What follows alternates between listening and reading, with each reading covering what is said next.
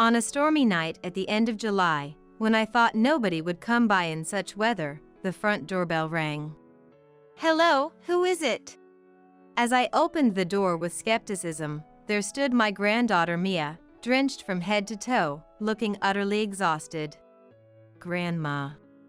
I was so surprised by the unusual atmosphere that I immediately tried to let her in, but before that, Mia reached out her hand to me and said in a feeble voice, "Please, let this pay for dinner." In Mia's soaked hand was $1, apparently intended as payment for her meal. While I didn't mind feeding Mia without any compensation, her condition seemed far from normal, so I decided to call my husband Matthew over. "Mia, what happened?" "Grandpa, I'll pay, so please, dinner." Mia, still extending the $1 she clenched in her hand to Matthew, was met with a light scoff from him. What can you get with just $1? Nowadays, even a simple sandwich from a grocery store wouldn't be less than $4, would it? I could understand Mia's shocked expression very well, and I couldn't grasp why Matthew was behaving this way. It seemed harsh of me even to think this way about Mia, but I hadn't yet realized that there was a variety of circumstances and kindness behind it. I, Chloe, am just an ordinary housewife working part-time at a sandwich shop. Matthew, having retired from a public service job, now runs a wrestling class for local children due to his expertise in the field. Though Matthew can be quite strict and inflexible, it doesn't mean he's necessarily complicated or peculiar. We have a son, Kevin, who has already moved out, living about a 30-minute drive from our house with his wife, Isabella, and their children. If I remember correctly, Isabella and Kevin met through a college friend and got married when they were 28. Kevin works in a technical role at an electronics manufacturer and often has to travel for work, sometimes being away for up to a month. During these times, Isabella naturally ends up taking care of Mia, but as far as I knew, there were no particular issues. Mia used to attend Matthew's wrestling classes and frequently visited our house during her elementary school years, but as she joined the track team in middle school, her visits became less frequent, only a few times a year. However, as they say, no news is good news, so I didn't concern myself too much with Kevin and his family, including Mia. That was until the stormy night at the end of July when I thought nobody would come by in such weather, and the front doorbell rang. Hello, who is it? As I skeptically opened the door, there stood Mia, drenched from head to toe, looking utterly exhausted. Grandma. Surprised by the unusual atmosphere, I immediately tried to let her in, but before that, Mia reached out her hand and said in a feeble voice, "Please, let this pay for dinner." Mia's hand held $1, apparently intended as payment for her meal. While I had no issue feeding Mia without any compensation, her condition seemed far from normal, prompting me to call Matthew over. "Mia, what happened?" "Grandpa, I'll pay, so please, dinner." Despite Mia extending the $1 she clenched in her hand to Matthew, he lightly scoffed. What can you get with just $1? Nowadays, even a simple sandwich from a grocery store wouldn't be less than $4, right? Understanding Mia's shocked expression well, I was puzzled by Matthew's behavior. It seemed my concern was unnecessary as Matthew soon reassured Mia with a kind face. Don't worry, Mia. What I said was just a general statement. I don't know what's happened, but seeing you like this, how can any of us ignore it? Put your money away and come inside. Thank you. There's no need to be so formal. First, take a shower. Chloe, can you get Mia some clothes? Of course. Come on, Mia. This way. Okay. After having dinner with Mia, we were able to hear about her situation. When I got home after club activities, the door was chained, and I couldn't get in. To lock out your own daughter, what was Isabella thinking? It's not the first time it's happened. A few occasions before. Usually, I'd go to a friend's house or hang around outside before going home. The shadows in Mia's words were clear, suggesting there was more to the story than met the eye. Matthew, noticing this, looked very stern. Not the first time? Mia, can you tell us more? Prompted by our voices, Mia, with a pained expression, said, "The reason, you can guess. It wasn't the first time the chain was on the door, but on a different day, there were men's shoes in the entrance. Mom was talking very closely with someone." I see. Matthew and I both seemed to understand. The fact that even her daughter was locked out and men's shoes were at the entrance. And considering the intimate tone of voice, it was natural to think Isabella was having an affair. What about Dad? Dad was on a business trip. It often happens when he's away. To exploit the absence of her daughter suggests a deepening suspicion towards Isabella, but never clearing. However, what a terrible story. Being neglected for an affair must be unbearable, especially for Mia at such a sensitive age. I know what Mom is doing too. That's why it's even more shocking. But I tried to keep quiet and kill time, but it was too hard. Especially when my phone was about to die. We could more than guess Mia's feelings, and it was hard for us as well. I didn't know what to do, then the weather got worse, and somehow I ended up walking here. Anyone would understand how difficult it is to walk a distance that takes 30 minutes by car. Especially wandering on such a stormy night, I couldn't help but feel sorry for Mia. Even on a stormy day like this, I can't understand Isabella's mentality to leave her daughter out. No, I don't even want to understand. Matthew seemed very angry, but considering Isabella's selfishness or insensitivity, it was justified. Don't worry, Mia. You can stay here for a while. Thank you, Grandpa. Having nowhere to belong must be the hardest thing, so there was no reason for me to oppose Matthew's decision. Matthew seemed to think it problematic that Mia's dad, Kevin, was unaware of the situation, and he immediately contacted him. As a result, after negotiating with his company, Kevin managed to cut his business trip short and return home. With school being on a long break, Mia would continue to stay with us. Mia, of course, had contacted her mom, but after hanging up, she said, "Mom seemed clearly relieved. She said it's better for her that I'm not around." No need to think hard to understand in what way it was better for her. Essentially, without Kevin and Mia, she could spend more time with her affair partner, reaching a new level of audacity. Soon after, Kevin returned. I'm home. Sorry, Mia. Dad. Matthew and I explained the situation to Kevin, but surprisingly, he was calm despite being the victim of infidelity. Actually, I've been suspecting Isabella's affair for a while now. When did you find out? One time I came home, and the room smelled of cigarette smoke. Neither Isabella nor I smoke. There was an ashtray on the desk. She's not very careful. It seemed like a basic mistake, almost as if Isabella was mocking Kevin. Considering Mia's feelings and future, I was waiting for the right moment. But I can't forgive her for neglecting our daughter to this extent. But what will you do? I'm in the process of gathering evidence of the affair. Couldn't the cigarette smell be explained away by Isabella starting to smoke, making it undeniable? Indeed. But Isabella is thoroughly careless. I've found other evidence. Kevin smirked confidently, but gathering evidence of an affair isn't usually easy. There were men's underwear in the house that weren't mine. In exchange, one of my pairs was missing.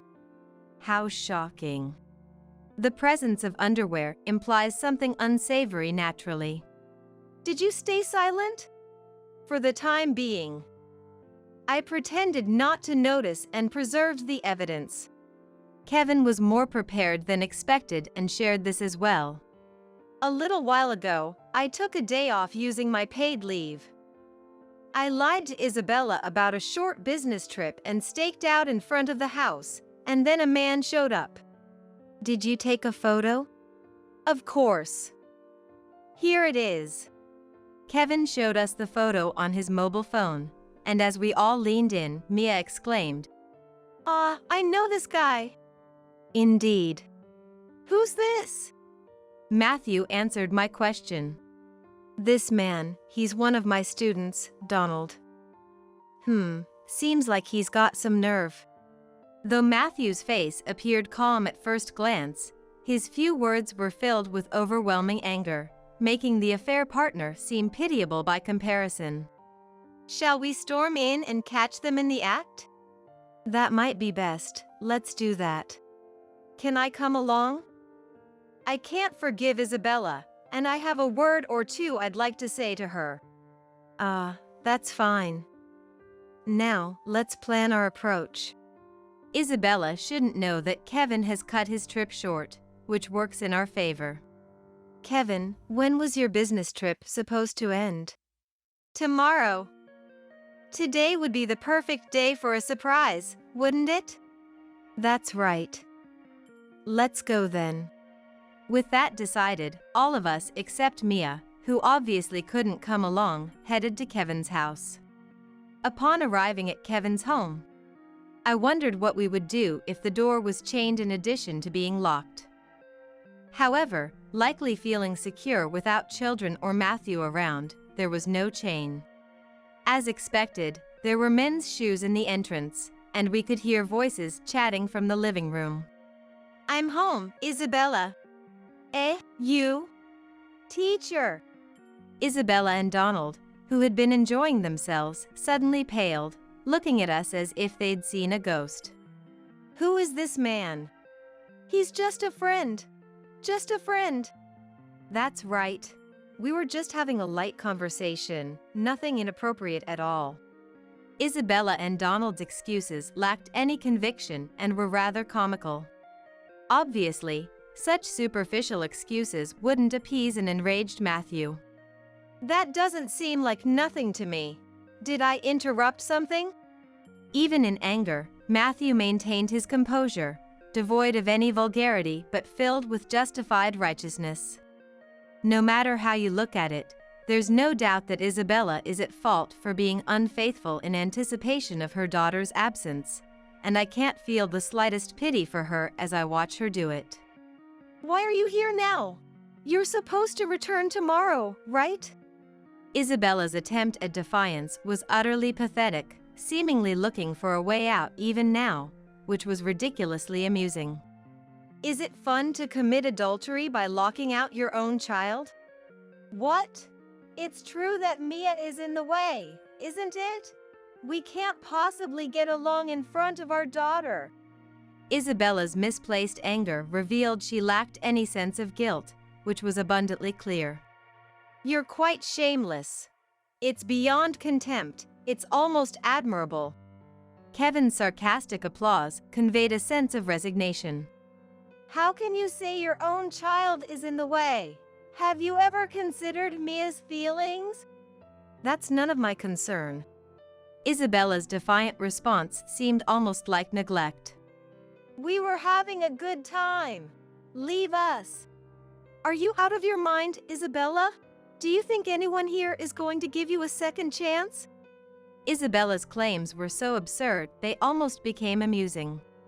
In contrast, Kevin seemed to be laughing, but now that he knew what was wrong with Isabella, he was actually telling the truth. "How do you intend to atone for defying me, your teacher?" Donald could only tremble in response to Matthew's stern questioning. Of course, he would. Defying a clearly superior figure like a teacher is a grave offense in any hierarchy. Suddenly, Donald, claiming showed a police badge, which took us all by surprise. It's obstruction of official duties. We were all taken by surprise when Donald suddenly said that and showed his police record in front of us. What? You're a cop? This is real. Want to get arrested? It seemed Donald was deliriously desperate. All of you should be arrested.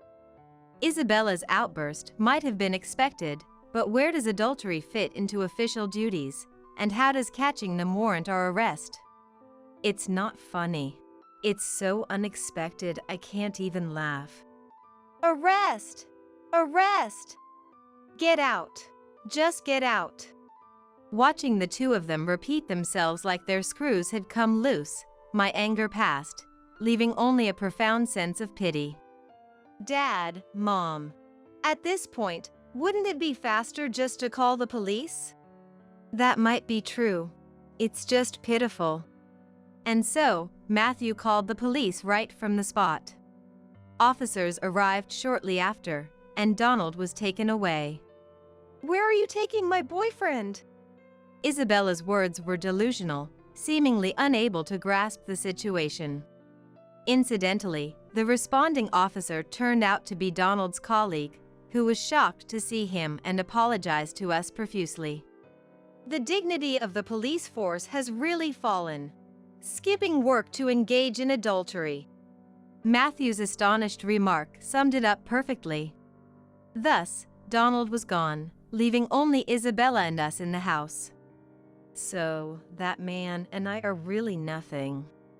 Isabella's shameless refusal to accept reality was almost beyond belief, prompting Kevin to sarcastically clap and say, "Amazing, Isabella. Truly commendable. Did you think I hadn't noticed your affair?" Eh? Since when did you know? Isabella's shocked face was clearly not expecting this, revealing her critical lack of imagination. "Your stupidity is also commendable. I won't list everything, but it was so obvious I thought you wanted me to know." It's your fault. You're always away on business trips. Isabella still had the audacity to blame Kevin, coming off as a terrible comedian who couldn't get a laugh. I wouldn't say it's a wife's duty to silently keep the house, but blatantly locking out Mia isn't very motherly, is it? What's wrong with calling something bothersome, bothersome? Isabella's escalating anger was grotesque, certainly not something Mia should witness. I think Isabella lacks all of a mom's self-awareness. So, Mia is a bother, huh? Then, let's make it clear. You and I will take care of her. We're getting a divorce, and you have no complaints, right? How can you jump to that conclusion? A slight indiscretion and you're not convinced? Kevin's admonishing tone was one thing, but Isabella's response was unexpectedly absurd. Considering she was the unequivocally guilty party, her ability to argue this point was strangely fascinating. What will happen to my life if we divorce? Isn't that irresponsible? Silence. Don't speak another word. Matthew's glare was as sharp as a knife, making it clear that no sophistry would work on him. To think you'd still rely on Kevin after all your misdeeds, you parasite. Isabella, we're getting a divorce. And of course, you and Donald will be paying compensation. No objections, right? Matthew's presence was imposing, leaving Isabella sweating profusely. No objections? Yes. Isabella nodded repeatedly, her teeth chattering. Following that, Kevin and Isabella's divorce was finalized, compensation was settled, and naturally, Kevin received custody of Mia. Mia moved in with me and successfully got into a high school within commuting distance. With Kevin still busy and Matthew not the best with children, I decided to quit my part-time job at the sandwich shop. Though our income became slightly less reliable, having Mia close by was happiness enough to outweigh any concerns. Then Kevin mentioned, smiling, I might be getting a promotion soon. Then I can work indoors. What will happen to that house? I'm thinking of selling it. Can I impose on you guys to live here? That's no trouble at all. We'd welcome it, actually. At that moment, the spaciousness of our house, which could easily accommodate 3 families, felt particularly fortunate. With Mom gone, I took over the household duties, but it hardly felt like a burden. Grandma's cooking is so delicious. Seeing Mia always enjoying her meals from the bottom of her heart made all the hardships worth it. Hey, Grandpa, can I go back to the wrestling class? Finding a reason to say no would be harder. Don't hold back. And so, Mia started attending the class again in place of her school club activities, honing her skills. Their relationship couldn't have been better. Mia looked up to Matthew as her mentor, and he cherished her as one of his precious disciples. As for Isabella, whose divorce was finalized, the fact that Donald was a police officer became a bit of a news story. After all, an active duty officer neglecting his duties for an affair was bound to cause a stir. According to the news, Donald received a stern warning and chose to resign voluntarily, which made perfect sense. There was no way to know about Isabella's whereabouts afterward, and to put it coldly, as long as she paid Kevin the compensation, it didn't matter. Though paying a substantial amount in compensation likely strained her finances, frankly, we couldn't care less, nor were we kind enough to offer help. However, according to Kevin, Isabella quickly broke up with her affair partner. How do you know that? Curious about the source of his information, Kevin laughed dismissively. Believe it or not, she contacted me asking if we could start over. I entertained her just to hear her out. Guess what she said? What? She said it'd be easier if someone else supported her. It seems the idea of working for herself never crossed her mind. Quite remarkable. Isabella's ingrained laziness impressed me, albeit negatively. Just when I thought that was the end of it, Isabella showed up at our house one day. Come on, I'm in trouble here. Don't you have any compassion to help those in need? Her astonishing self-centeredness reached a level of obsession. And who might you be? Don't pretend you don't know me, Matthew. Silence, parasite. You have no right to call me by name. Matthew's glare once again pierced through Isabella. It was clear that Isabella lacked not only a sense of guilt but also the basic concept of learning from her mistakes. Why would anyone show mercy to a stranger? Do you want me to call the police again? What cold-hearted people! I'd rather not be lectured by a parasite. Kevin's sight spoke for all of us. Despite Isabella's persistence, she eventually kept her distance, allowing us to finally enjoy some peace. Even if there were ways to find out, we had no interest or reason to care about what happened to Isabella afterward. Kevin successfully transitioned to an office job, Mia grew up healthy and well, and our lives continued happily without any further disturbances.